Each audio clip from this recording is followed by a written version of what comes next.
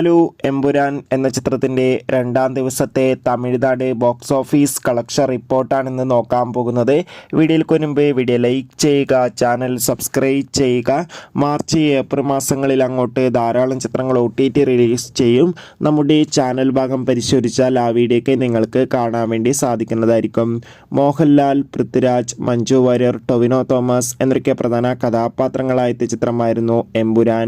ചിത്രത്തിന് മികച്ചൊരു positive response തന്നെയാണ് ഇപ്പോഴും പുറത്തുവന്നുകൊണ്ടിരിക്കുന്നത്. അതുകൊണ്ട് തന്നെ എല്ലാ സിനിമാ പ്രേമികളും ഒരേപോലെ എമ്പുരാൻ എന്ന ചിത്രത്തിൻ്റെ ഓരോ ദിവസത്തെ ഓരോ കളക്ഷൻ റിപ്പോർട്ടും അറിയാൻ വേണ്ടി കാത്തിരിക്കുകയാണ്.